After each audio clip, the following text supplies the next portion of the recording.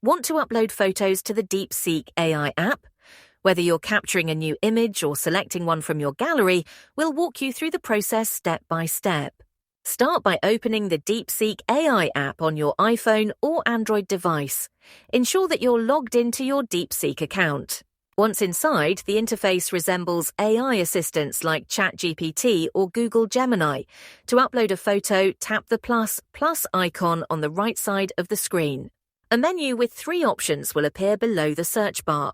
You can either take a new photo using your camera, select an existing image from your photo gallery by choosing the Image OCR option or a similar label. If you're uploading from your gallery, browse your photos and select the one you want. Tap Add, and your image will start uploading in the app. You've successfully uploaded a photo to DeepSeek AI.